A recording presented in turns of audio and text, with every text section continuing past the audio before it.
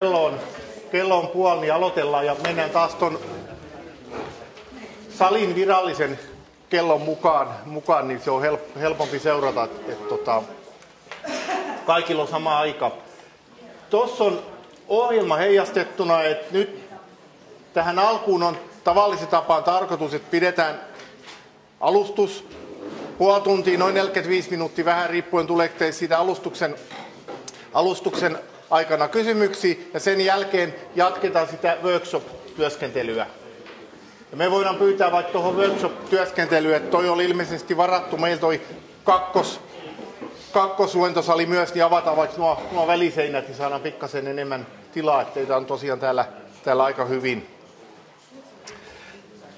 Tämä on 3. kerta nyt tästä 5 lähipäivän jaksosta ja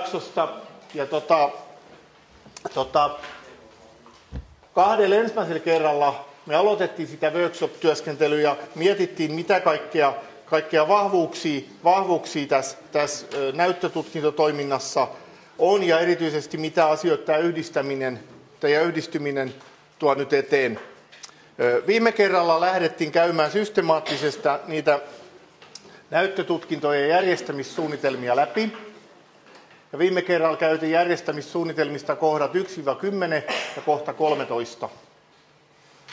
Tällä kertaa, kohta 9 ei käynyt, niin tällä kertaa ohjelman mukaisesti meillä on aiheena henkilökohtaistaminen ja ohjaus. Ja käydään järjestämissuunnitelman kohdat 11 ja 12 läpi ja järjestämissuunnitelman kohta 9, eli se ohjaus. Ja ne, mitkä liittyy eniten siihen henkilökohtaistamiseen.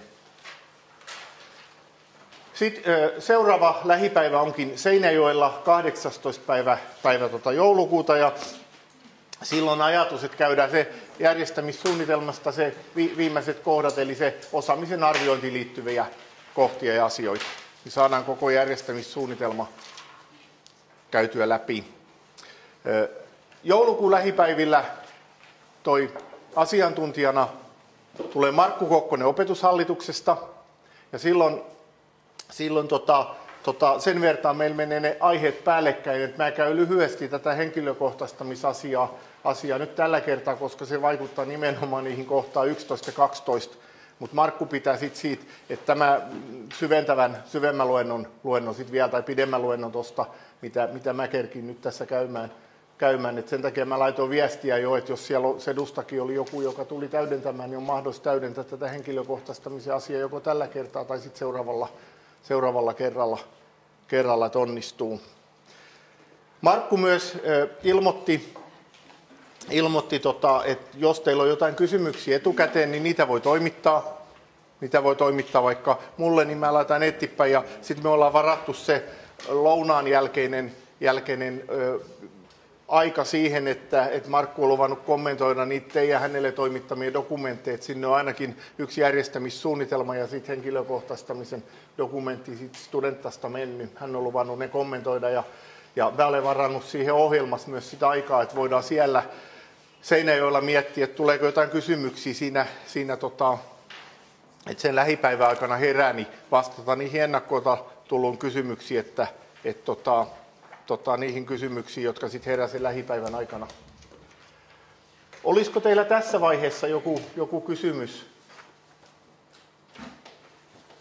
Ole hyvä. Minulla ei ole kysymystä, mutta haluan vain kertoa, että Marja-Liisa Veteraalta kerää myöskin kysymyksiä Kokkoselle. Joo. Se on tuttu tyyppi. Kyllä, helpompi talon kautta sitten mennä. Joo. Tärkeintä, että kysymykset menee eteenpäin. Sitten kun siellä on ennakkoon kysymykset, niin me voidaan Markun kanssa vähän sopia sitten, että kumpi vastaa niihin ja tehdä työjakoa. Mutta tosiaan on mahdollisuus siellä, että paikan päällä sitten herää kysymyksiä siinä lähipäivänä. Pidetään kahvitauko tuossa 10 pinnassa ja katsotaan sitten, että päästäänkö vartista. Teitä on nyt aika iso porukka tässä ja sitten lounas tuossa 11.30. Ohjelmasta ei varmaan ole sen enempää kysymyksiä.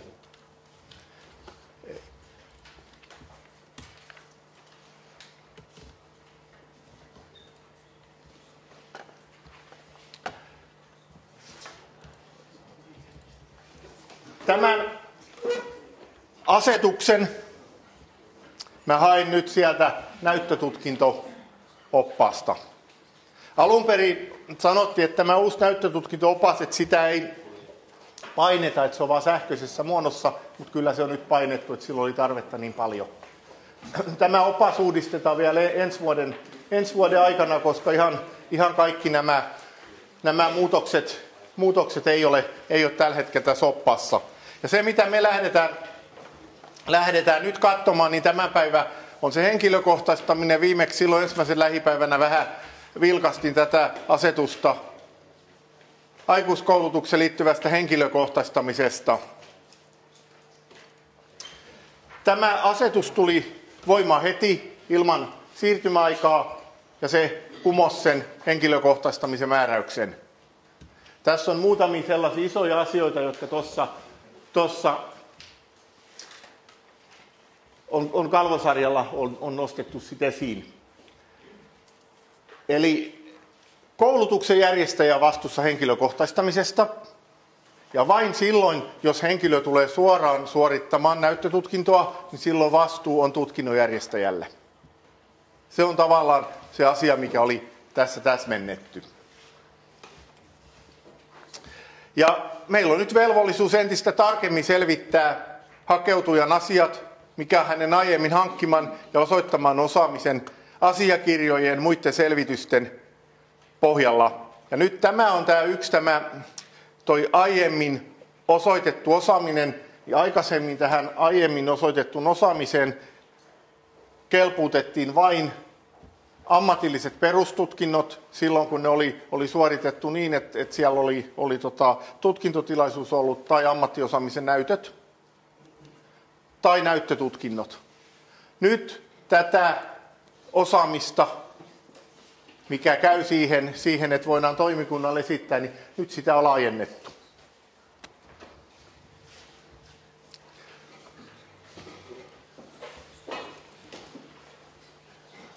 Tämä ensimmäinen homma, miten se on laajennettu, niin se on toi 2. pykälä.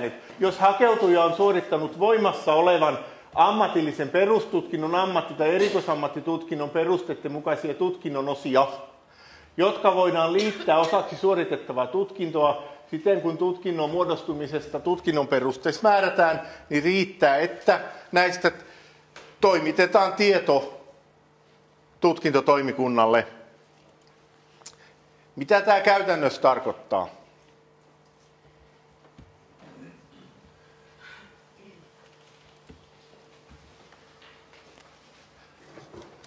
Haetaan OPH-sivulta vaikka joku tutkinnon peruste.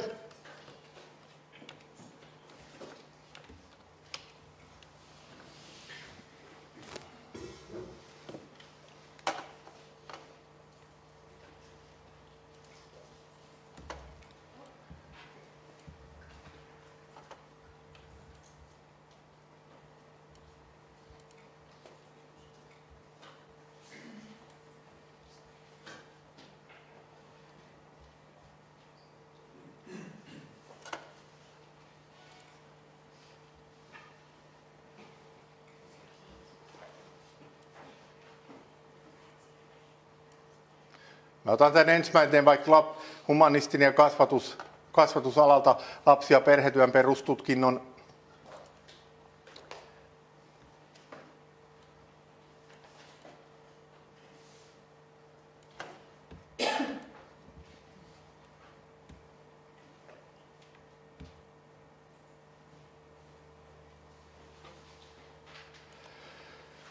Niin täällä, miten se tutkinnon muodostamisesta, ja huomatkaa taas, että tuolla vasemmalla puolella, jossa on se, että miten tämä tutkinto suoritetaan ammatillisena peruskoulutuksena, siellä on nämä osaamispisteet, täällä oikealla puolella näyttötutkinnossa ei ole osaamispisteitä. Niin silloin täällä on tämä kohta 2.2.7, tutkinnon osa ammatillisesta perustutkinnosta, tai 2.2.8, tutkinnon osa ammattitutkinnosta tai erikoisammattitutkinnosta. Nyt tämän tutkinnon muodostamissääntöjen mukaan tähän tutkintoon voidaan ottaa osa perustutkinnosta ja osa ammattitutkinnosta. Silloin, kun tutkintojen muodostamissäännöissä on katsottu tämä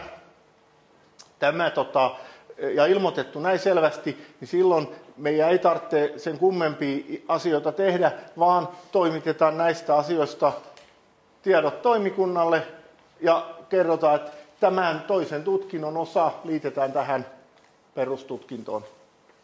Ja nyt järjestämissuunnitelman kannalta tämä tarkoittaa sitä, että kun te kirjoitatte järjestämissuunnitelmaa, katsotte sen, miten tämä asia on kuvattu siinä tutkinnossa, jonka järjestämissuunnitelmaa te kirjoitatte. Voi olla, että siellä on sanottu, että jos on perustutkinto samalla tavalla, jos se on ammattitutkinto, voi olla, että siihen voidaan jostain toisesta ammatti- tai erikoisammattitutkinnosta liittää osa, tai sitten on sellaisia tutkintoja, että ei voida liittää osaa. Eli tämä on tavallaan se ykköshomma, että onko siellä tällaisia tutkinnon kohtia, ja nimenomaan tarkastelette sen tietyn tutkinnon kannalta.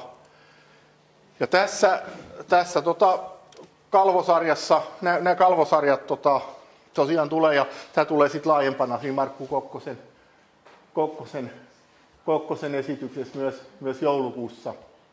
Eli on nyt tullut voimaan kumoaton vanhan henkilökohtaistamisen määräyksen, ja sitten jotta se siirtymä näistä perustutkinnoista uusiin tutkinnon perusteisiin tulisi mahdollisimman helpoksi, niin samalla tavalla on sovittu, että voimassa oleviin tutkinnon perusteisiin, jotka on voimassa 1. päivä elokuuta 2015, rinnastuvat myös ne kumoutuneet tutkinnon perusteet, eli jotka oli voimassa 31. päivä heinäkuuta. Eli tarkoittaa, että silloin nämä tutkinnon osat sellaisille henkilöille, jotka vaikka jatkaa tutkinnon suorittamista, on aloittanut tutkinnon suorittamisen tämän vuoden alkupuolella vaikka, ja jatkaa sen vielä 1. elokuuta jälkeen, niin riittää, että toimitetaan tiedot niistä tutkinnon osista. Eli se rinnastuu tähän ensimmäisen kohtaan, että rinnastetaan, että ne tutkinnon osat on voimassa. Opetushallituksen yleisohje oli että järjestämissopimuksia ja suunnitelmia ei tarvitse päivittää, ellei toimikunta toisin vaadi. Eli tässäkin teitä on voinut tulla toimikunnalta niitä vaatimuksia, että täytyy päivittää, ja sen takia ollaan tässä tilanteessa myös nyt, kun tapahtuu tämä yhdistyminen, niin silloin kuitenkin sopimukset tehdään sitten ihan erikseen ja uudet sopimukset, ja samalla katsotaan nämä päivitysasiat. Eli tämä oli se helpoin tapa. Ja sitten nyt kun katsotaan järjestämissuunnitelmaa, niin kirjoitetaan ihan selkeästi, että selvitetään nämä voimassa olevat tutkinnon perusteet.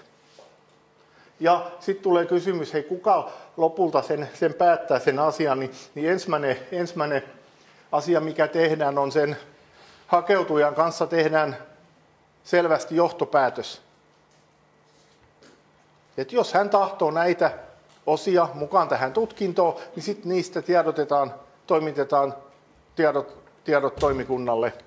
Toimikunta tekee aina sen lopullisen päätöksen, kun antaa todistuksen, että ne tulee mukaan. Mutta jos hakeutuja sanoo, että ei, hän ei tahdo näitä, niin sitten se johtopäätös on, että ei ole näitä asioita, jotka tiedotetaan.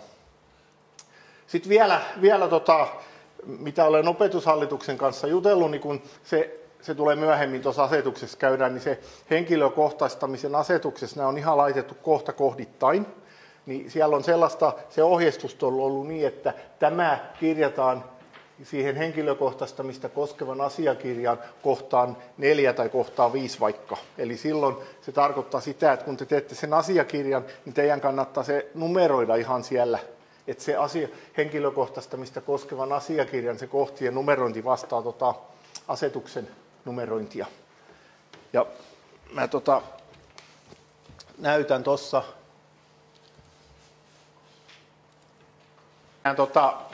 henkilökohtaistamissuunnitelmaa vähän eteenpäin, niin täällä oli ihan nämä numerot. Kohta 1, tutkinnon suorittaja, nimi ja häntä koskevat tiedot. Kohta 2, kohta 3 ja niin edelleen. Eli tässäkin sitten on kirjoitettu, että kohta 4. Tiedot niistä tutkinnon osista, jotka on ilmoitettu toimikunnalla niiden liittämiseksi.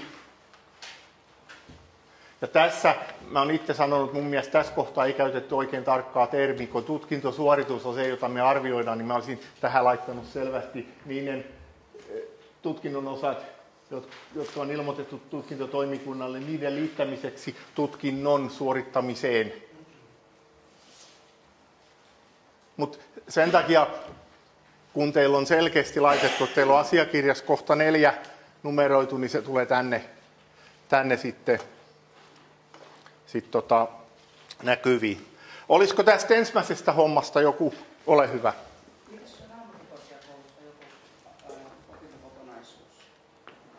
Joo, eli hyvä, se mennään seuraavaan kohtaan. Eli sitten se ei ole vielä tätä, kun tämä oli ykkösvaihtoehto, tutkinnon osa ammatillinen peruskoulutus.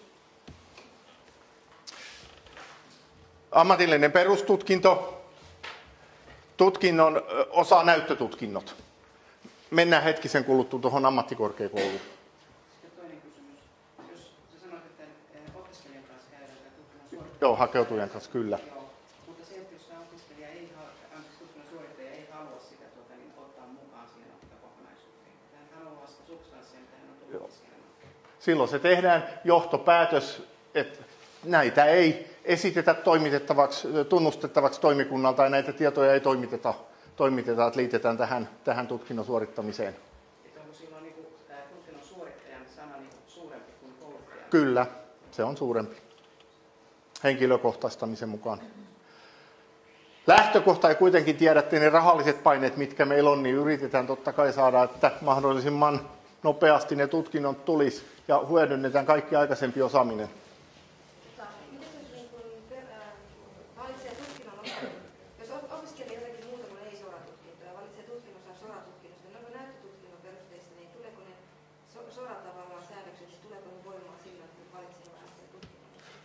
Tulee. Se koskee sitä, SORA-säädökset koskee niiden tiettyjen tutkintojen, jossa on sit lapsia, terveyttä tai sitä liikenneasiaa, niin se koskee myös niitä tutkinnon osia.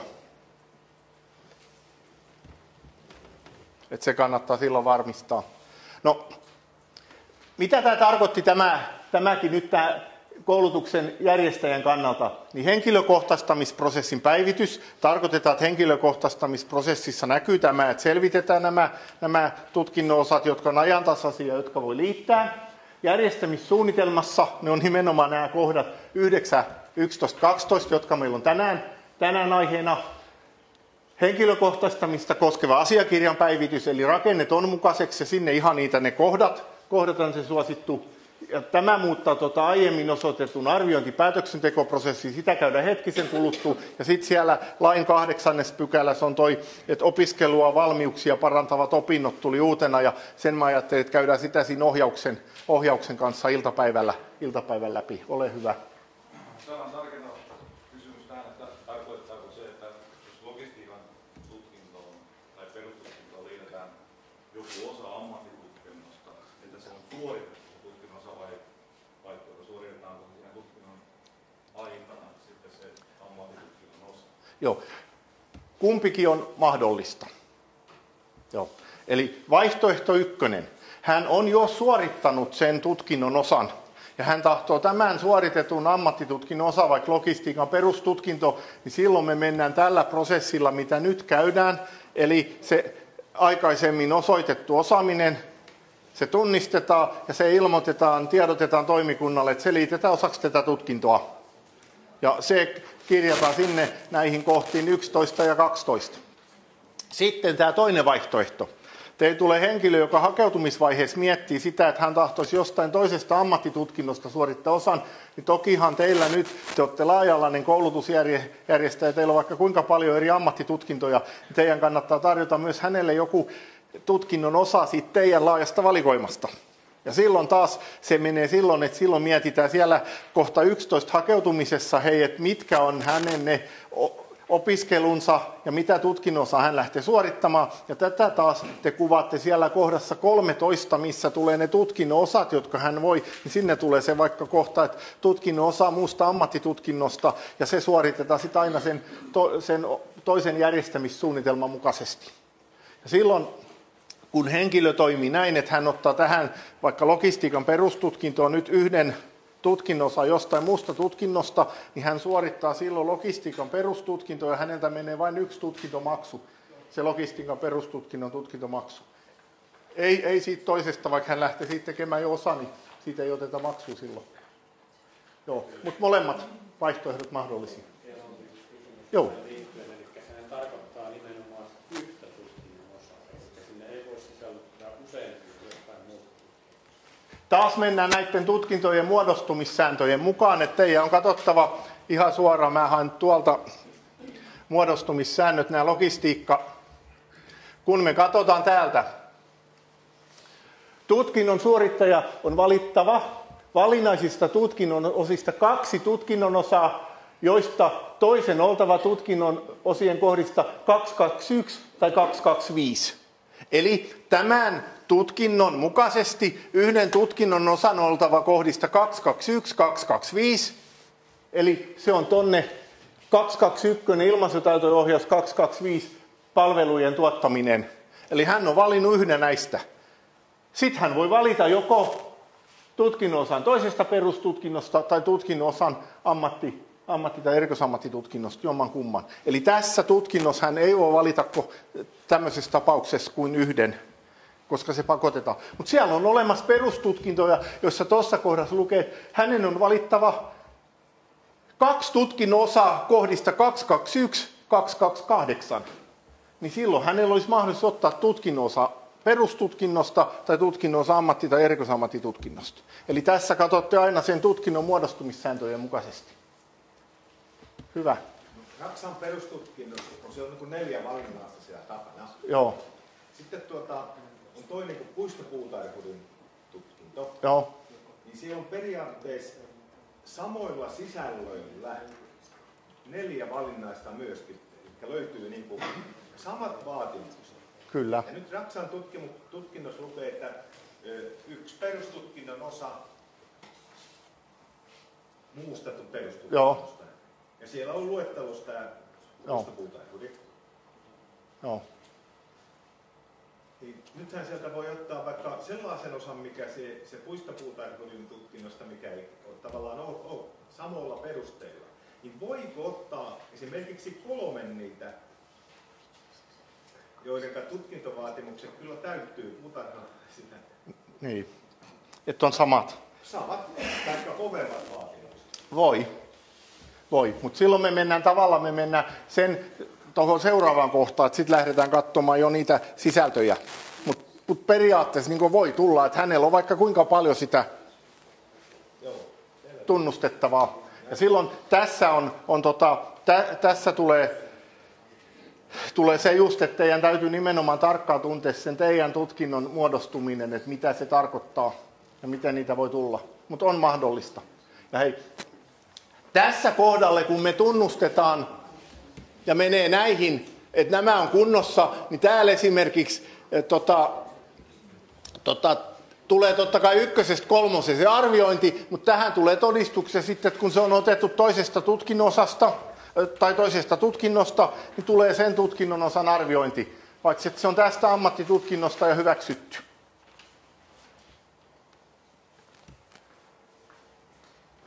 Hyvä. Joo. Jos tekee ammattiosaamisen näyttöön tuon perustutkinnon ja ottaa sitten tutkinnon osan ammatti- tai erikoisammattitutkinnosta, niin pitääkö tämän nuoren sitten maksaa se näyttö 58 €, jos se tekee sen yhden tutkinnon? Ei. Taaskin silloin tämä nuori, joka lähtee, niin hän on lähtenyt ammatillisena peruskoulutuksena suorittamaan sitä asiaa. Ja ammatillisessa peruskoulutuksessa ei mene maksua. Ja jos hän tahtoo ottaa osan jostain perustutkinnosta tai näyttötutkinnosta, niin ne liitetään hänen tähän tutkintoon ja hänen ei tarvitse niistä maksaa. Ja huomatkaa sitten, että noissa tutkinnon perusteissa on sanottu niin päin sitten, että jos perustutkinto suoritetaan ammatillisena peruskoulutuksena, niin siihen opiskelija, tässä tapauksessa hän on opiskelija, hän voi ottaa tutkintoa yksilöllisesti laajentavia osia mukaan. Eli hän voi suorittaa laajempana sen perustutkinnon. Kun taas näyttötutkinnossa, siinä ei ole sanottu, että jos perustutkinto suoritetaan näyttötutkintona, että näin voisi toimia. Eli ajatus ja ohje on se, että perustutkinto suoritettaisiin näyttötutkintona aina minimissään. Mutta ammatillisessa peruskoulutuksessa, kun suoritetaan se, niin sinne voi tulla näitä tutkinnon osia, jotka laajentaa ja nimenomaan sen työelämän ja opiskelijan henkilökohtaisten tarpeiden mukaisesti.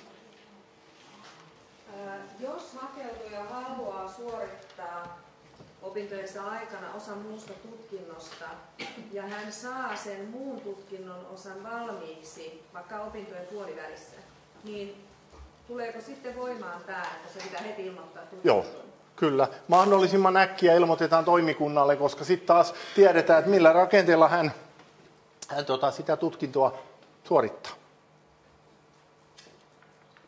Joo, sitä ei ole täsmennetty, mutta se on tämän ajatus, että näin tehtäisiin. Ja taas mulla tuli silloin, siitä on jo vähän aikaa, niin tuli semmoinen kysymys, että heillä on näyttötutkinnon suorittajia, mutta heillä ei ole tästä yhdestä perustutkinnosta jo järjestämissopimusta. Mitäs jos henkilö tahtoo siellä jonkun tutkinnon osan mukaan tähän?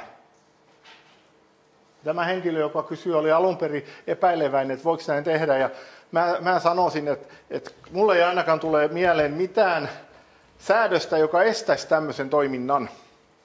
Ja sitten katsottiin ja tarkastettiin asiat, niin todella ei ole semmoista säädöstä. Eli ajatellaan, että teillä voi olla näyttötutkinnon suorittaja, teillä ei ole jostain näyttötutkinnosta sopimusta, niin hän voisi suorittaa ammatillisen peruskoulutuksena tämän tutkinnon osan ammattiosaamisen näytöillä. Ja sitten kun se on kunnossa, niin se taas liitetään osaksi näyttötutkintoa. Et silloin täytyy katsoa vain ne rahoitus ja muut asiat sitten, että niissä ollaan tarkkaa, mutta noin niin tutkinnon suorittamisen kannalta mikään ei estä tätä.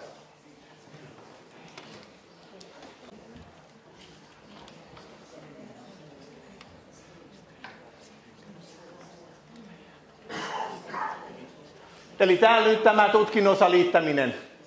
Tutkinnon perusteiden mukaan mahdollista liittää valinnaiseksi osaksi perustutkinnosta, ammatti- tai erikoisammattitutkinnosta. Täytyy olla voimassa oleva, eli lähetetään tiedot tutkintotoimikunnalle. Jos tutkinnon perusteissa, niin kuin joissain tutkinnon perusteissa on sanottu, että tämä on perusteltava, nyt kun tutkinnon perusteet taas uudistetaan, niin se otetaan pois todennäköisesti se termi, että on perusteltava. Jos se vaaditaan siellä, niin silloin se on perusteltava. Ammatillisessa peruskoulutuksessa sitten tulee joko tutkintotodistus tai sitten se todistus niistä suoritetuista opinnoista siellä tai näyttötutkinto on sitten toimikunnan antama todistus. Ja aina lopullinen päätös on se toimikunnan, mutta tässä on lähtökohta, että kyllä ne saadaan mukaan, kun se on mahdollista. Ja sitten tuossa asetuksessa se seuraava kohta on että ei voida suoraan liittää tuollaista tutkinnon osaa, niin kun tuossa oli se termi, että tutkinnon perusteet on voimassa olevat. Jos hän on suorittanut semmoisen tutkinnon osan, jonka peruste tällä hetkellä ei ole voimassa, niin sitten lähtökohta on se, että nämä tiedot menee arvioijalle ja arvioi tehtävä varmistaa hakeutujan osaamisen ajantasaisuus. Esimerkiksi haastatellaan tutkinnon suorittajaa.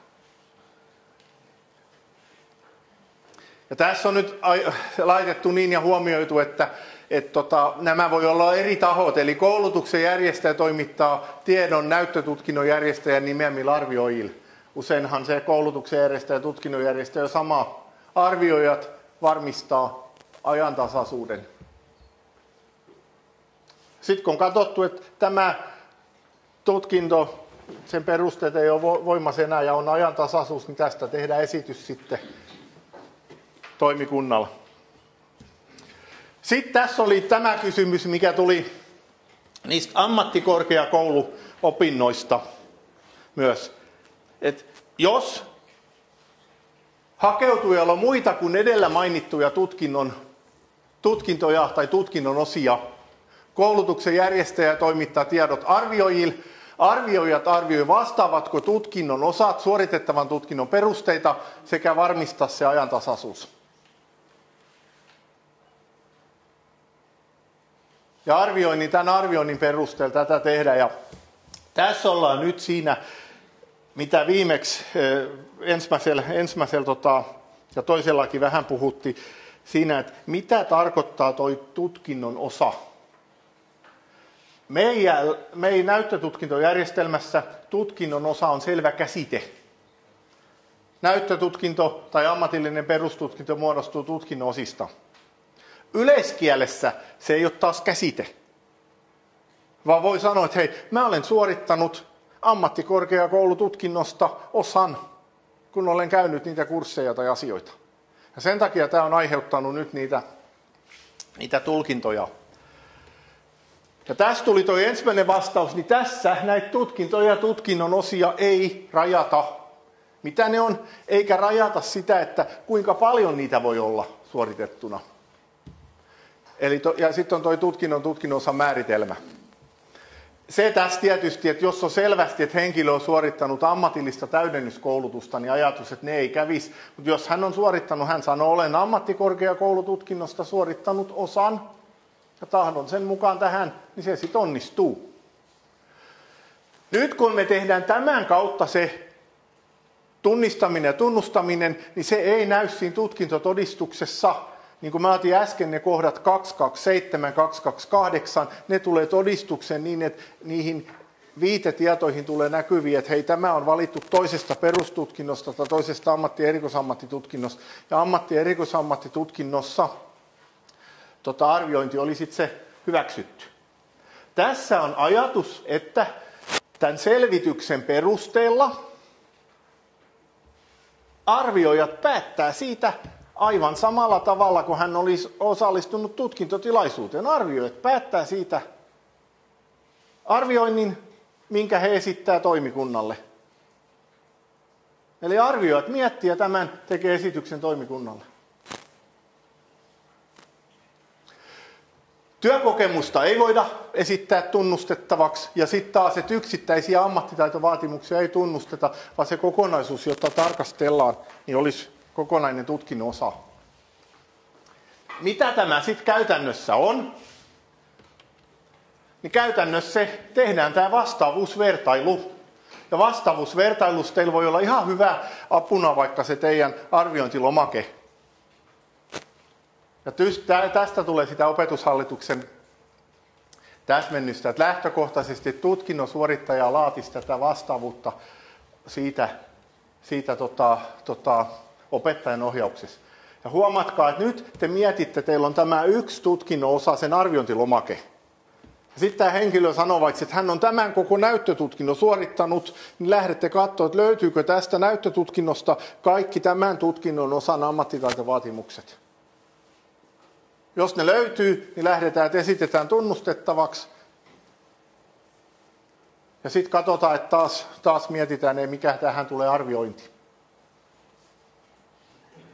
Eli huomiot, perustelut sarakkeeseen kirjataan, miten aiemmin suoritettu tutkinnon osat vastaavat tätä tutkinnon osaa. Tarvittaessa kuullaan tutkinnon suorittajaa.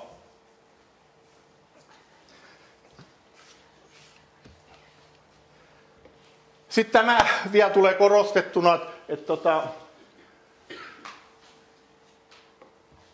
meillä tulee tuo erityisen tuen tarve, sitten tulee pikkasen lisää tuossa hetkisen kuluttua, niin lähtökohtahan on, että meillä näyttötutkinnossa kaikki asiat kirjataan henkilökohtaistamista koskevaan asiakirjaan.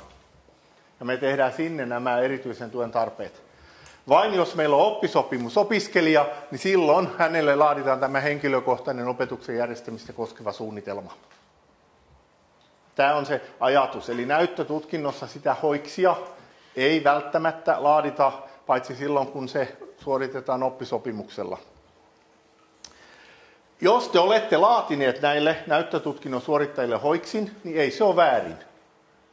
Opetushallituksesta esimerkiksi rahoitusyksikkö on sitä mieltä, että kyllä se hoiksi kannattaa laatia, koska se on rahoituksen pohjana. Ja silloin laaditaan se hoiksi ja liitetään se osaksi henkilökohtaistamista koskeva asiakirja. Eli sen voi laatia, mutta ei siis ole pakko.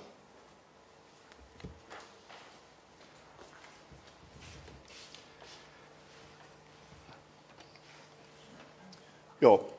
Tästä jos tulee vielä kysymyksiä, niin sovittiin silloin, että tämä on Markku Kokkosen yhtenä aiheena. Ja taas jos ajatellaan sitä, että henkilö on suorittanut vaikka jonkun ammattitutkinnon, hän väittää, että se ammattitutkinto olen suorittanut tätä ilmaisutaitojen ohjaus, olen suorittanut ammattitutkinnon, jossa on ilmaisutaitojen ohjaus tutkinnon osa, että se kaikki asiat täyttyy.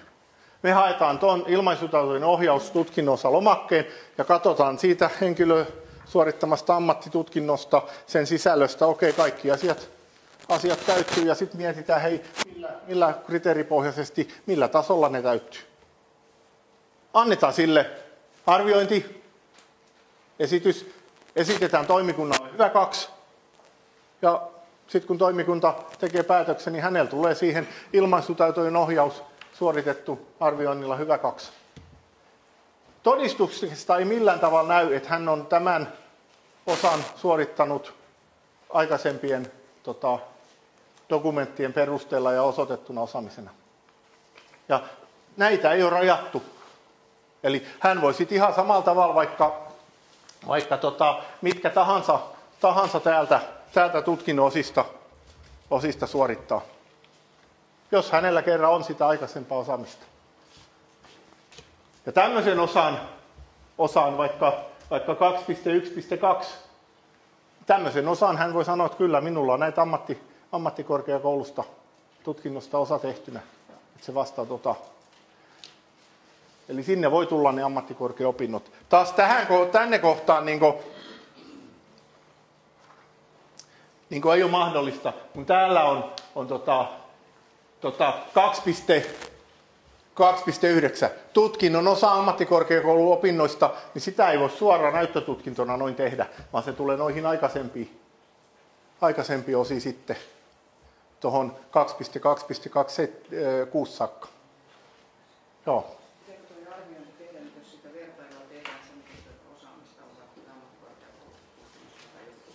Kyllä.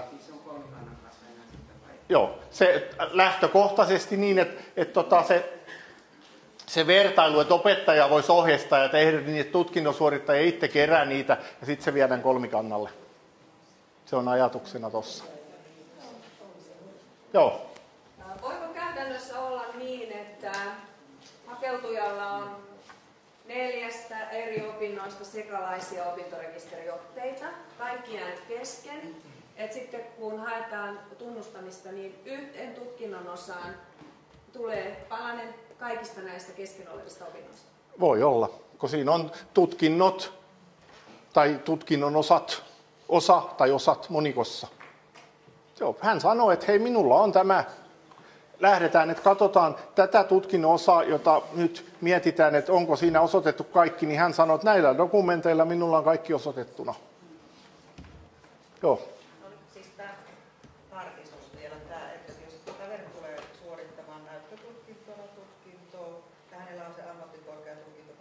Sieltä, niin kun siinä näyttötutkimuksessa ei ole sitä mahdollista palikkaa, niin sekään hakee sen sieltä opetussuunnitelman perusopetuksesta. Ei. Se ei ole mahdollista. Ei hänen tarvitse hakea, vaan nyt jos hänen ammattikorkeakoulututkintonsa, kun se ei auta yhtään, kun 2.9 ei voi tulla, vaan te otatte tämän tutkinnon osan, olko se vaikka 2.2.11, te otatte sen tutkinnon osan ammattitaitovaatimukset ja katsotte, onko nämä ammattikorkeakoulun opinnot, ne mitä hän on siellä suorittanut, vastaako ne niitä asioita. Sitten te esitätte toimikunnalle sitä, että jos ne vastaa, niin te esitätte, että tämä tutkinnon osa esitetään hyväksyttäväksi arvioinnilla hyvä 2. Ja nyt se ei riitä, että jos häneltä tulee niitä yksittäisiä hommaa, vaan aina esitetään koko tutkinnon osa kerrallaan, että ei niitä yksittäisiä ammattitaitovaatimuksia.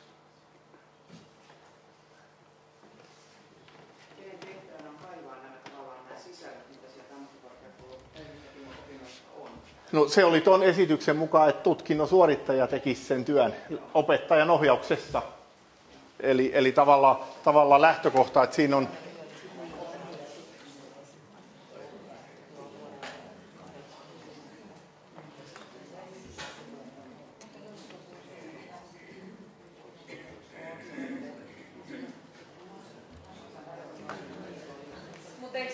että se ei vielä koskaan kuitenkaan riitä, että vaikka niistä tutkinnoista löytyisi ne sisällöt, kun sitten pitää vielä se ajantasaisuus varmistaa. Kyllä. Eli arvioijat katsoo myös, että se sisällöt ja ajantasaisuus molemmat täytyy olla. Joo, juuri näin.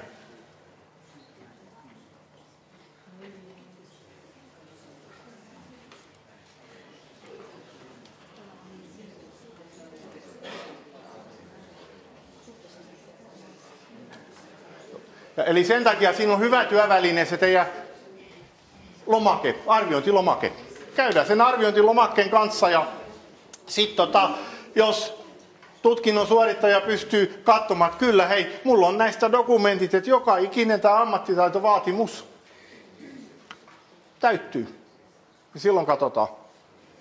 Sitten arvioijilla tulee vielä tietysti se katsoa, että vaikka ammattitaitovaatimukset täyttyy, niin pystytäänkö katsoa, että millä tavalla ne kriteeritasolla täyttyy. Että mikä siitä tulee, että arvioidaan, että mikä sitten tulee se mitä esitetään siksi arvioinniksi. Ja siinä on hyvä keino taas se haastattelu. Joo. Voitko vielä laittaa sen äskeisen tutkinnon? Joo, tämä näytin tavallaan tässä viimeisessä, toiseksi viimeisessä, niin että lähtökohtaisesti tutkinnon suorittaja laati opettajan ohjauksessa. Eli tämä oli täsmentynyt tavallaan niistä ensimmäisistä hommista, ja sitten voidaan katsoa, että nyt alkaa tuo aika mennä, mutta käydään vaikka Markku Kokkosen kanssa sitä läpi, ja nyt otetaan tuo äskeinen tutkinto vielä. Kun nyt paljon, ainakin meillä puhutaan siitä, että meidänkin aikuiskoulutuksen puolelta pitäisi tarjota nuorisoasteen opiskelijoille näitä mahdollisuuksia suorittaa Kyllä. tutkinnon osa tai erikoisammattitutkinnosta. Ja nyt esimerkiksi meillä on tuo yrittäjän ammattitutkinto.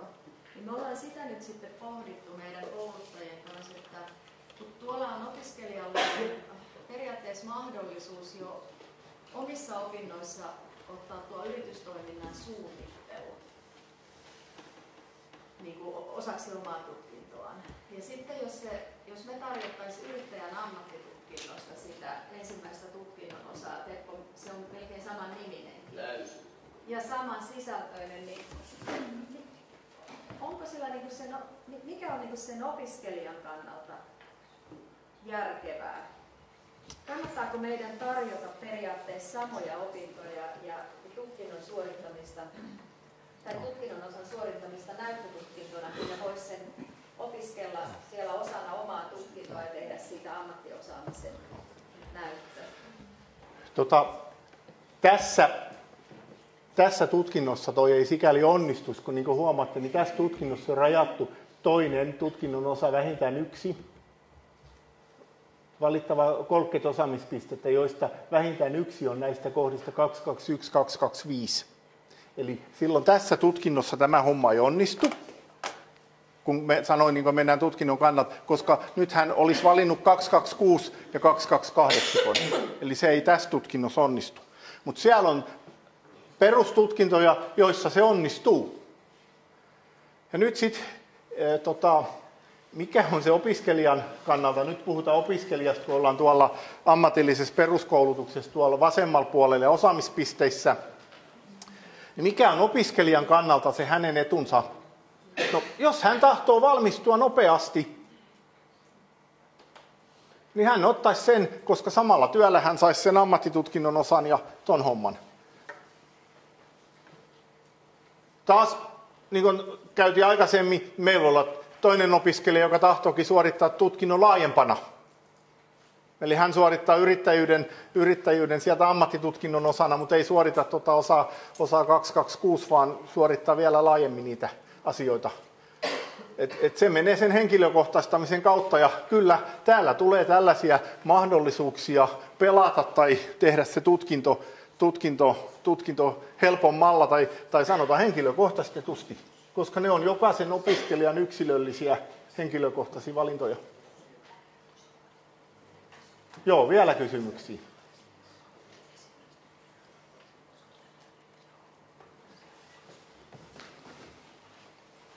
Ja tämä oli tätä asetusta käytiin silloin läpi meillä ensimmäisellä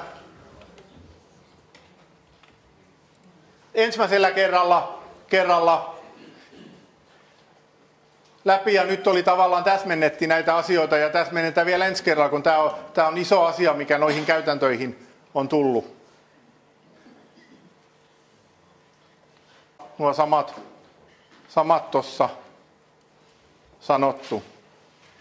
Henkilökohtaistamista koskevasta asiakirjasta ehkä sen nostan vielä, että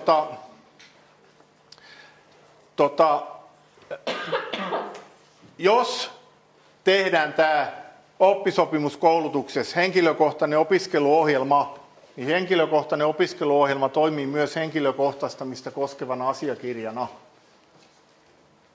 Mutta silloin se täytyy myös täyttää nuo kaikki sisällöt. Me ollaan ainakin nyt myös, meillä on oma oppisopimus, meillä on järjestämisluvassa tuo Raisiossa se oppisopimus ja niin kuin teilläkin on, niin kyllä me ollaan meidän oman oppisopimustoimistonkin kanssa sovittu, että me käytetään sitä meidän omaa henkilökohtaistamista koskevaa asiakirjaa, mikä meillä tulee sinne meidän Primus-järjestelmään. Teillä on Studenta Plussa ja se liitetään osaksi sitä oppisopimustoimiston asiakirjaa, kun he tekevät Sopimus Prolla. Et tämä me toimitaan sama myös, jos me tehdään yhteistyötä muiden oppisopimustoimistojen kanssa. Mutta silloin tavallaan nyt tehdään 2 asiakirjaa. Niin päin se ei onnistu, että tehdään henkilökohtaistamista koskeva asiakirja ja sanotaan, että se käy henkilökohtaiseksi opiskeluohjelmaksi. Niin päin se ei onnistu, vaan laki vaatii, että meidän täytyy olla tuo henkilökohtaistamista koskeva asiakirja. Hyvä. Olisiko tästä vielä joku kysymys?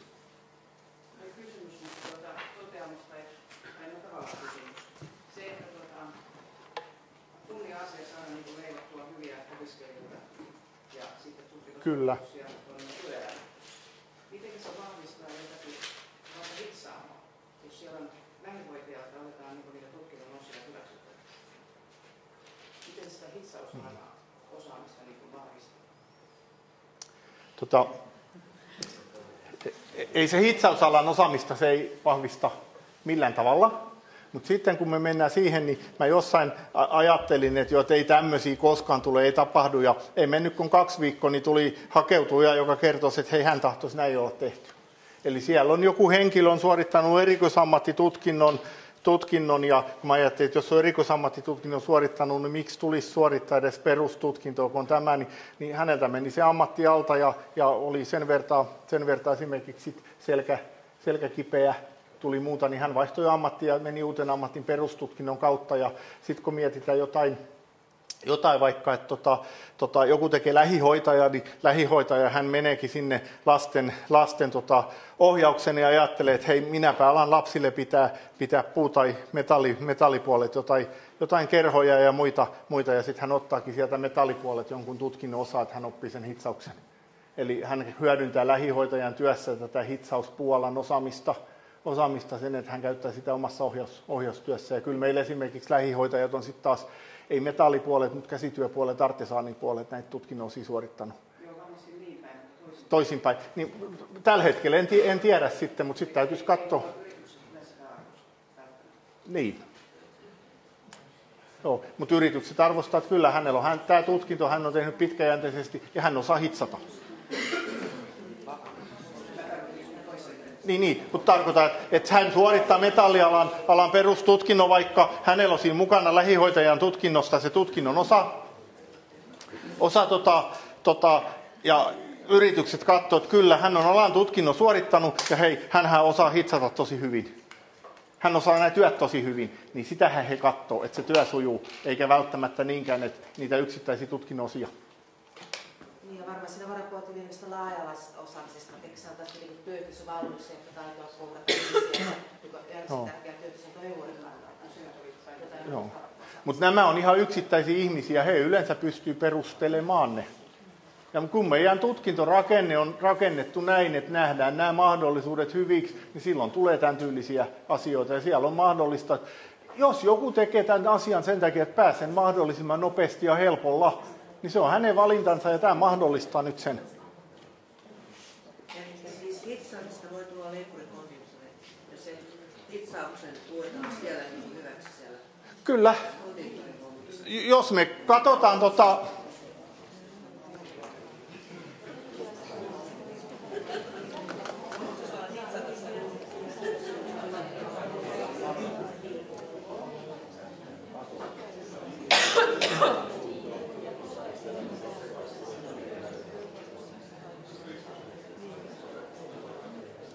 Otetaan täällä vaikka elintarvikealan perustutkinto. Elintarvikealan perustutkinto.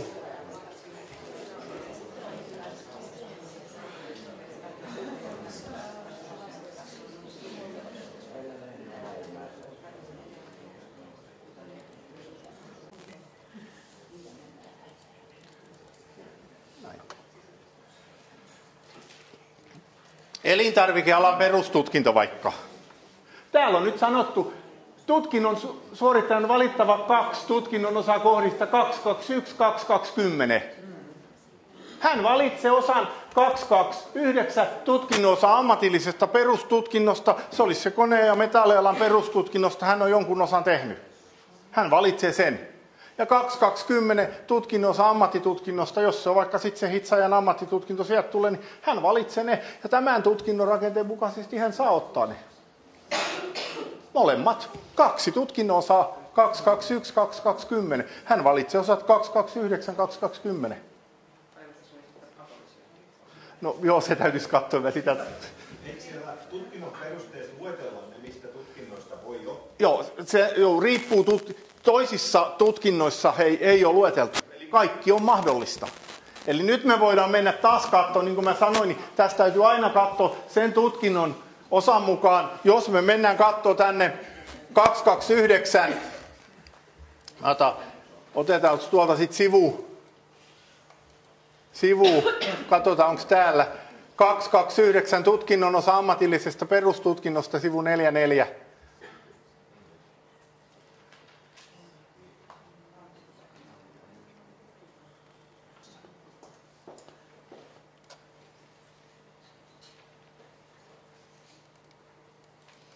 Näin.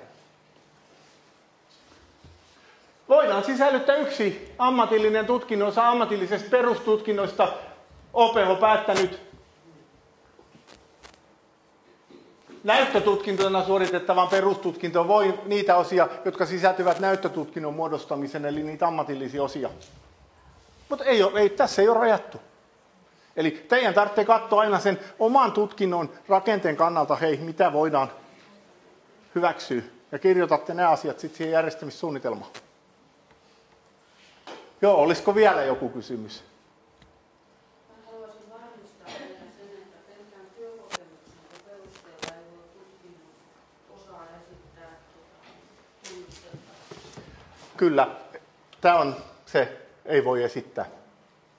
Mä tiedän, että näitä on esitetty, on jossain toimikunnassa mennyt läpi, mutta se on lähtökohta, että ei voi esittää.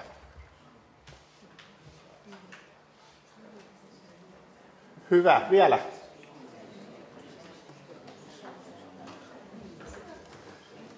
Joo, ja jos tulee jotain kysymyksiä, niin siirretään niitä, että käsitellään tuossa workshopissa tai käsitellään sitten enempää. Tässä on asiat eteenpäin, niin kuin huomaatte, niin täällä oli tehty jo tarkennusta siitä meidän ensimmäisestä lähipäivästä. Silloin taisi olla lokakuun puolelle vähän yli 1,5 kuukautta, niin nyt on tullut tarkennusta sitä, että lähtökohtaisesti ajatus, että tutkinnon suorittaja laatii tämän opettajan ohjauksessa.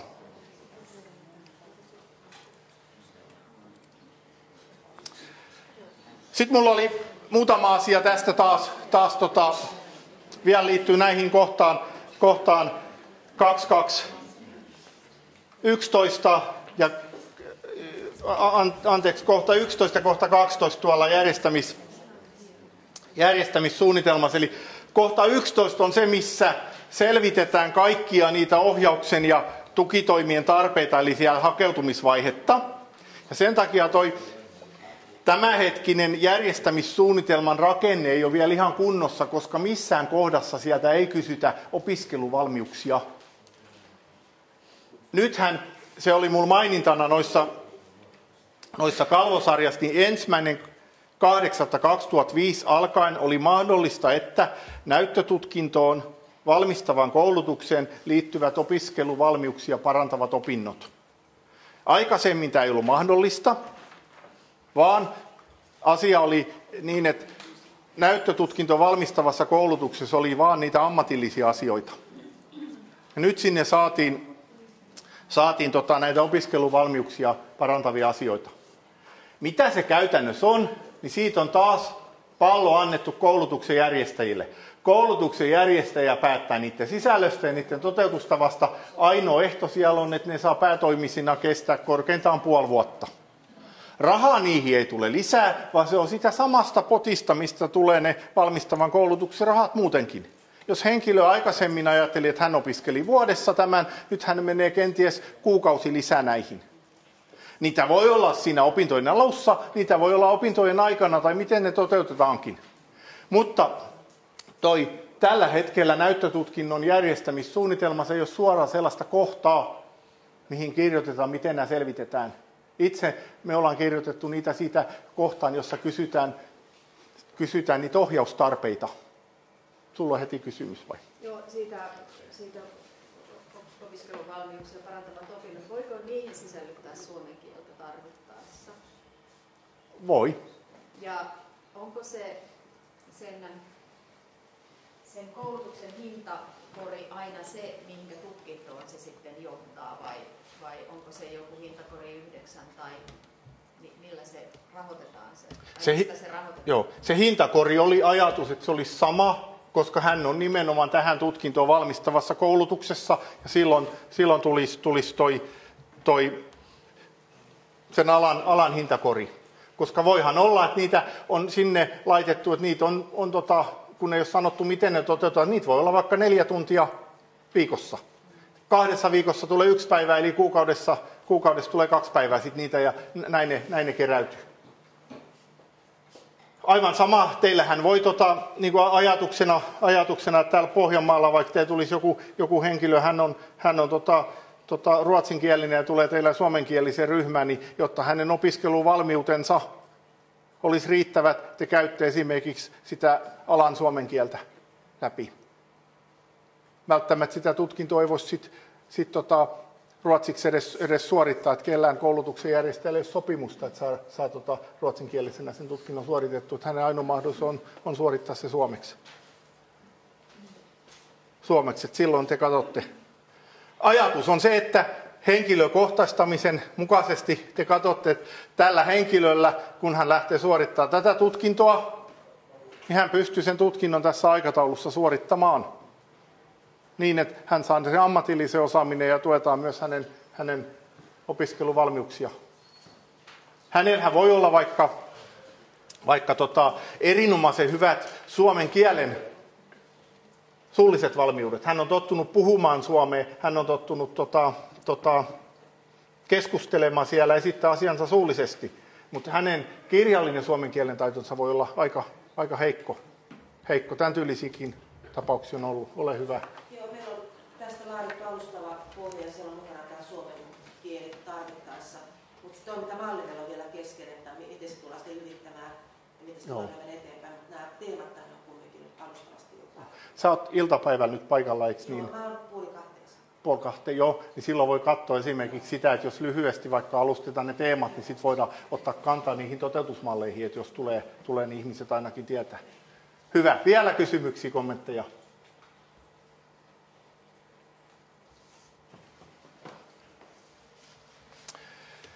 Eli toi ensimmäinen homma, niin näyttötutkintojen järjestämissuunnitelmassa siinä kohdassa 11, kun mietitään niitä ohjauksen tarpeita, niin kirjoitetaan sinne se ensimmäinen ohjaus niin, että miten se näkyy kaikkien tutkinnon suorittajien, kaikkien opiskelijoiden kannalta. Eli siinä ensimmäisessä kohdassa on ajatus, että kaikki tutkinnon suorittajat, kaikki opiskelijat tarvitsevat ohjausta. Miten heitä ohjataan? Mikä on se, onko teillä joku ryhmäohjaus, missä on kaikki? Käyttekö jokaisen kanssa jonkun henkilökohtaisen ohjauskeskustelun? Onko teillä tarjolla puhelinohjausta? Tapahtuuko verkossa ohjaus ja niin edelleen? Kun näitä järjestämissuunnitelmia on analysoitu, on huomattu, että siinä aletaan helposti jo puhumaan näistä erityisopiskelijoista, että siellä ei ole niitä luki- ja kirjoitusvaikeuksia. Kun lähtökohta on se, että jokainen aikuinen tutkinnon suorittaja tarvitsisi ohjausta, ja tässä olisi ne ohjausasiat, joita te tarjotte kaikille tutkinnon suorittajille.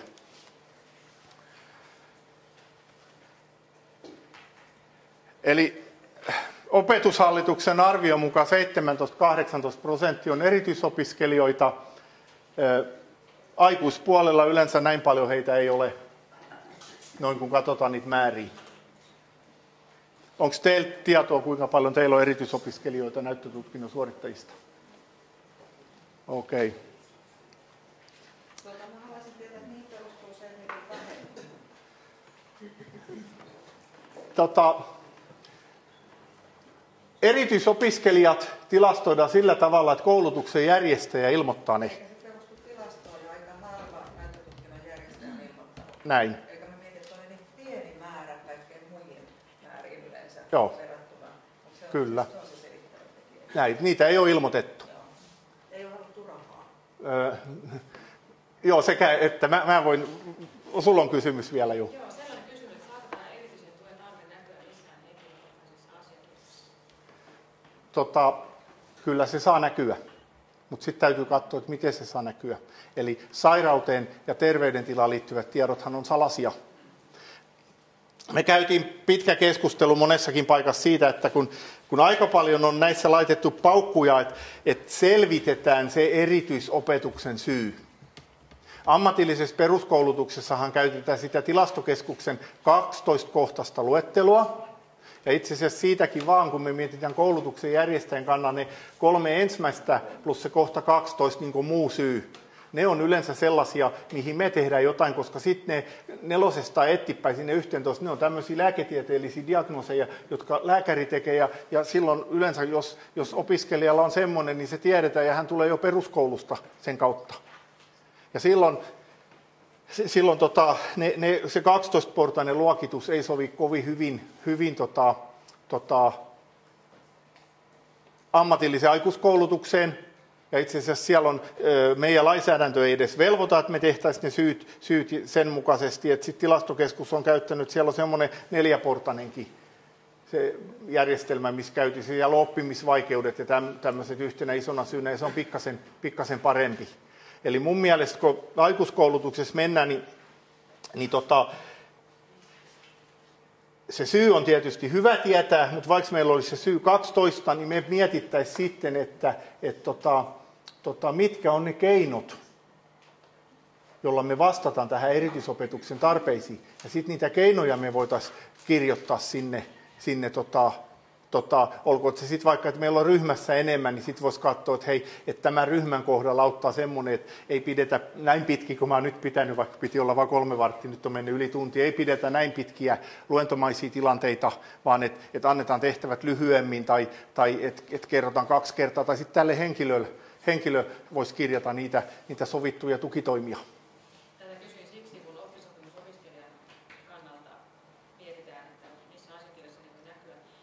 Jos opiskelija on sitä mieltä, että ei kerrota työnantajalle, niin oppisopimustyönantajalle, niin sitä ei kerrota, mutta kyllähän työnantaja voi nähdä sen, että jos on lukivaikeuksia. Joo. Ja työnantajalle me saadaan aina kertoa silloin, kun se liittyy tähän työturvallisuuteen liittyviä asioita, niin silloin saadaan kertoa sitten että muuten niitä esimerkiksi näitä sairaus- tai terveystietoja. Sitten meillä oli esimerkki, että tämä opiskelija olisi saanut erityisen tuen työpaikalle esimerkiksi lääkelaskuissa, niin hän ei halua, että työpaikalla kukaan ei tiedä, että hänellä on. Niin. Ja sitten herää kysymys, että onko se sitten ihan oikein. Joo. Se kannattaa. Me ei voida sanoa niin, että tällä opiskelijalla tutkinnon suorittaa, että hänellä on lukivaikeus tai häiriö, koska me mennään sitten näihin tämän tyylisiin asioihin. Sitten me voidaan käydä katsoa niin, että tämä on sen tyylinen opiskelija, että hänen kanssa kannattaa kerrata ja käydään nämä asiat rauhallisesti läpi. Eli mietitään niitä, että mitä se olisi käytännössä niitä toimenpiteitä. Jos hän on lääkelaskuja ei voi mukauttaa ja hän on sitten keinoilla niillä hyvästi on päässyt pystynyt normisti suorittamaan, niin silloin mä ajattelin, että ei ole oikeutta kertoa. Niin. Ja se kannattaa taas, että miettiä myös, että mitä se kertominen sit auttaa. Että onko siinä, tekeekö hän sen tyylisiä lääkelaskentaa, tai mitä se vaikuttaa työpaikalle.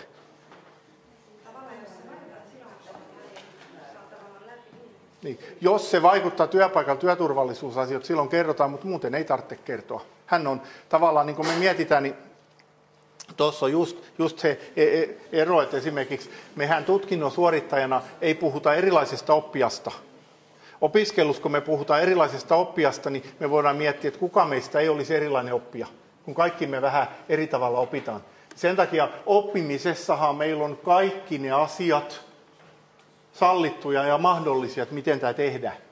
Ja sitten täytyy taas, kun hän menee työpaikalle, niin sitten täytyy katsoa aidosti, että mitä hän on siellä työpaikalla menossa oppimaan. Liittyykö siihen oppimiseen jotain sellaisia erityispiirteitä, että tarvitsee huomioida, jotka voi aiheuttaa, vaikka jos hän on työpajassa, niin voiko ne aiheuttaa vaaratilanteita. Ja niistä kerrotaan. Mutta taas, jos hän on nämä lääkelaskut ja muut osaa, vaikka me oltaisiin kuinka paljon hänen kanssa käytetty aikaa niihin, niin eihän se anna työpaikan lisäarvoa, jos me kerrotaan siitä. Eli aidosti kannattaa miettiä, että terveystietoja ei saa kirjata, mutta sitten voi katsoa, että minkä tyylisiä asioita.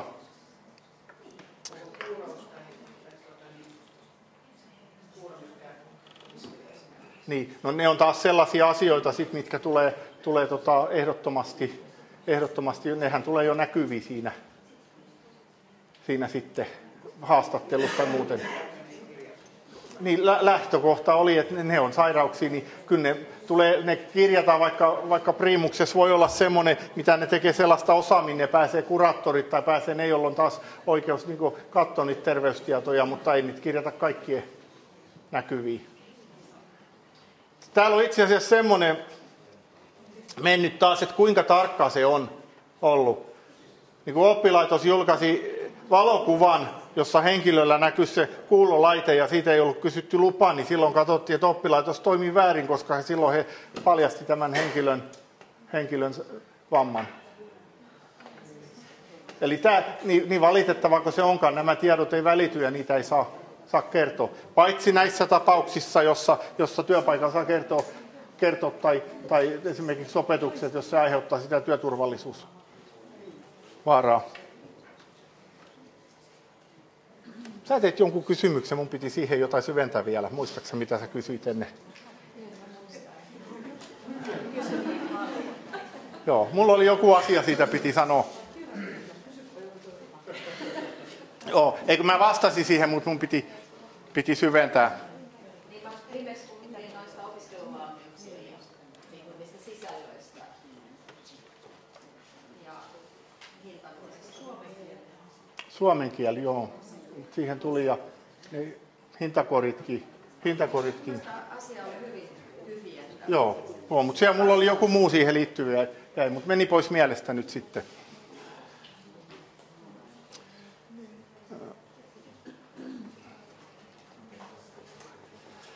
Tässä viitataan sitten näyttötutkinto-oppaassa, ne on nyt liitteet 6 ja 7, ne on muuttanut, ne on erityisopiskelijat, maahanmuuttajat. Ja sitten taas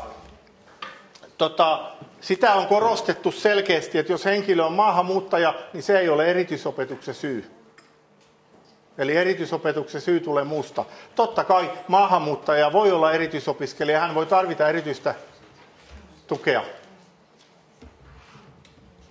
Joo, se oli ehkä myös kysymys sinne osittain, että miksei niitä ole ilmoitettu tai kuin niitä on myös niin vähän ehkä mä sitä ajattelin, niin siinä on itse asiassa molempia suuntia syitä. Eli yksi syy on selvästi, että tietyt koulutuksen järjestäjät, he ei ole edes miettinyt ja heillä ei ole mitään tapaa, millä he selvittää aikuisen, että onko aikuinen erityisopiskelija. Kaikissa näissä rahoituksissa perustutkinnot, lisäkoulutus oppisopimuksessa on se 50% korotus siihen erityisopiskeluun. Se ei tarkoita sitä, että se raha kohdistuu suoraan siihen erityisopiskelijaan, vaan yleensä kaikki niihin järjestyksiin, joita erityisopiskeluihin tehdään. Sitten toinen oli yksi semmoinen, mä yhdeltä koulutuksen järjestäjät, isolta koulutuksen järjestäjät kysyin, ja heillä ei ollut yhtä erityisopiskelijaa. Ja sitten sieltä heidän päällikkö, joka vastaisi aikuiskoulutuksesta, niin sanoi sitten jo, että he ei tee niitä, koska käytännössä tapahtuu niin, että jos he tekevät näitä erityisopiskelijapäätöksiä, niin rahat tulee, mutta rahat jää, tämä oli kunta- ja kaupunkitaustainen, rahat jää kaupunkin kassaan. Että vaikka periaatteessa koulutuksen järjestäjä saa rahaa enemmän, niin heille ei tule käyttöön yhtään enempää rahaa. Ja silloin kun he on tehnyt nämä suunnitelmat, niin se velvoittaa, että heidän on kaikki ne suunnitellut tukitoimet myös toteutettava. Eli vaikka tuli lisärahaa, niin se ei tullut heille, niin sen takia he jätti niitä tekemättä. Että tämmöisissä asioissa mun mielestä nämä koulutuskuntayhtymät ja säätiöpohjaiset on selkeämpi, että kaikki raha menee siihen yhteen asiaan ja koulutukseen. Että sitä ei mene sinne kaupunkin pohjattoman kassaan. Joo. Eli tämä käytiin läpi, että lähtökohtaisesti kaikki tutkinnon suorittajat tarvitsevat tukea ja ohjausten määrä, ohjausmuodot, onko se henkilökohtainen ohjaus, ryhmäohjaus, puhelinohjausta, minkä verkko-ohjausta, mikä ne on ne vaihtelee. Sitten toi yksi on iltapäiväosa kanssa, niin siellä kun kysytään järjestämissuunnitelmassa, kysytään vaikka ohjaushenkilöstön asiantuntemusta, niin miten te olette kuvanneet sen työpaikalla tapahtuvan ohjauksen, eli työpaikkaohjaajan tai työpaikkakouluttajan, hänen asiantuntemuksensa, miten te hoidatte heidän kouluttamisensa. Että se tulee sinne kohtaan.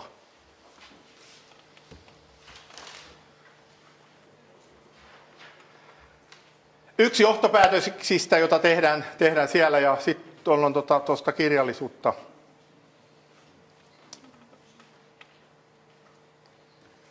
SORA-lainsäädännöstä sen verran, että se, että henkilön terveydentila ei ole meillä se tekijä, jonka perusteella me pystyttäisiin epäämään häneltä, että hän ei pääse koulutukseen. Ainoa on nämä SORA-tutkinnot, että sieltä voi. Ja sielläkin sitten on sanottu, että koulutuksen järjestäjän, tutkinnon järjestäjän on mietittävä kaikki asiat, mitä voi kohtuullisesti tehdä että henkilö voisi osallistua ominaisuuksistaan huolimatta tähän valmistavaan koulutukseen. Sitten siellä on sanottu siinä SORA-määräyksessä on sanottu vielä, että ei ole kenenkään etu, ei ole sen henkilön etu eikä yhteiskunnan etu, jos henkilö aloitetaan kouluttaa sellaiseen tutkintoon ja sellaiseen työtehtäviin, joissa hän ei pysty sitten toimimaan. Eli sen takia tiedotetaan ja käydään läpi siinä hakeutumisen vaiheen aikana, että hei, tässä työtehtävissä kun toimii, niin se vaatii tämän tyylistä asioita mutta se ei voi olla meiltä se epäävä tekijä, mutta me tiedotetaan niistä, että se on täsmennetty niin. Yhteistyö työpaikan, työssäoppimispaikan, koulutuksen hankkijan tarvittavien asiantuntijoiden, käytetäänkö me tässä asiantuntijoina vaikka lääkäriä?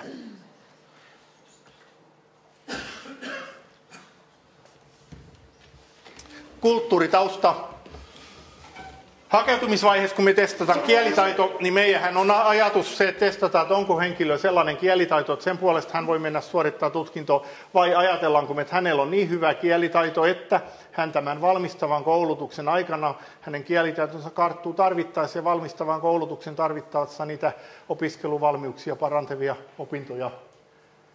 Lähtökohtahan on, että koulutuksen järjestäjänä, tutkinnon järjestäjänä me voidaan ottaa henkilö suorittamaan tutkintoa koulutukseen, kun me nähdään, että hänellä on aidosti mahdollisuus saada se tutkinto suoritettua. Siellä taustana on se ajatus, että näyttötutkinnot, niin kuin muutkin ammatilliset perustutkinnot, että heillä olisi se suomalaisen peruskoulutuksen osaamistaso. Eli täällä on suositus, että taso 2 toi ja valmistavan koulutuksen aikana mahdollista keskitaso.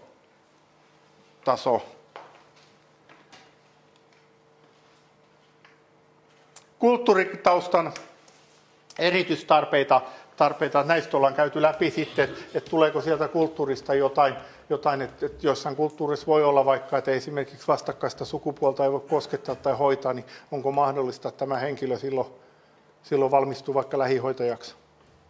Onko teillä ollut käytännössä näitä esimerkkejä, onko tullut? Ei ehkä täällä ei ole maahanmuuttajia, ehkä, mutta katsotaan hetkisen kuluttua, mikä tilanne on. Mitä voidaan tutkintotilaisuuksien aikana, niin on selkokieliset ohjeet, voi olla selkokielisiä, kuvallisia, arvioit, perehdyttää ja suullinen täydentäminen. Lisäaika, jos tutkinnon perusteet sallii, että se aika ei ole ratkaiseva. Ja taaskin, tuossa sanottiin se, että sitä lääkelaskentaa ei voi mukauttaa, niin sama, että jos tutkinnon perusteissa on mainittu joku kirjallinen suunnitelma, kirjallinen dokumentti, niin se on tehtävä kirjallisesti. Eli huomaatte selvästi eron, että jos sanotaan, että tutkinnon perusteissa on, että henkilö suunnittelee työtään, te voitte kysyä suullisesti, että miten olet suunnitellut, että teet tämä, ja hän vastaa, olen suunnitellut, että teen tässä järjestyksessä. Hän on selvästi suunnitellut työtään. Jos siellä on sanottu, että henkilö tekee työsuunnitelman, hoitosuunnitelman, liiketoimintasuunnitelman, ne on tehtävä kirjallisena silloin. Oppimisessa oli kaikki mahdollista. Jos vaan rahat sallii, niin voidaan käyttää oppimisessa vaikka tulkkia, mutta tutkintotilaisuudessa ei voi käyttää tulkkia.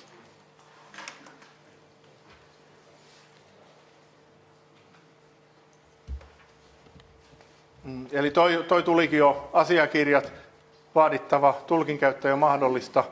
Ammattitaitovaatimuksia ei voi mukauttaa.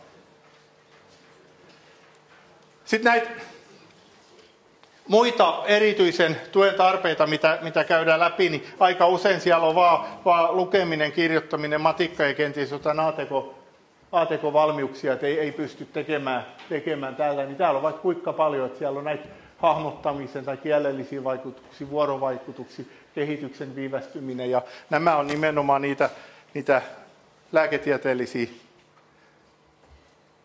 milloin perusteet tehty. Liikkuminen, mielenterveyden asiat, fyysiset sairaudet. Mietitte, että voiko se henkilölle, että jos hänellä on epilepsia, voiko hän siinä ammatissa työskennellä, johon teidän tutkinto valmistaa. Tietysti mennään siihen, että kuinka vaikeasti hänen epilepsiansa on. Erityisopetuksen ensisijaisen syyn mukaan, ja sitä ensisijaista syytä meidän ei tarvitse selvittää, että aikuiskoulutuksen puolelle ne toimenpiteet on tärkeimmät. Eli toimenpiteet kirjataan, ei noita syitä. Oppisopimuskoulutuksessa vaadittiin hoiksi, sekin oli ja tuossa toikin tuli, että rahoitusyksikkö suosittelee, että hoiksi voisi laatia kaikille niille erityisopiskelijoille, vaikka meillä ei sitä vaaditakaan. Ja nämä samat, mitkä oli maahanmuuttajille, niin selkokieliset ohjeet, arvioin perehdyttäminen, suullinen täydentäminen, lisäaika, ja jos on jotain apuvälineitä sitten, mikä se olisikaan, mutta tyypillisesti kun tutkinnot suoritetaan aidosti siellä työpaikalla, työelämän tilanteissa, niin sitten jo työpaikalla ollaan, jos henkilö on vaikka pyörätuolilla, ollaan katsottu, että on estettömyys, että hän voi työskennellä siellä, vaikka hänellä on säädettävä työpöytä, tai ne on jo siellä jo sitten pitkälti katsottu. Mukautetusti suoritettuja tutkinnon-osia ei voida tunnustaa näyttötutkintoon. Tutkintoja ei ole jatko-opintokelpoisuutta. Tässä oli näitä julkaisuja. Mä en tuohon julkaisuun mene.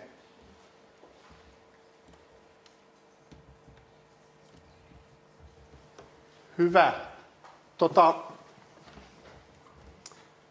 Olisikohan seuraavaksi niin, että jos me pidetään tässä nyt kahvitauko ja katsottaisiin, että saataisiin toi väliseinä auki ja sitten taas kokoonnutaan niihin ryhmiin, jossa pystytään ihan systemaattisesti lähteä käymään sitä ensin kohta 11, sitten kohta 12.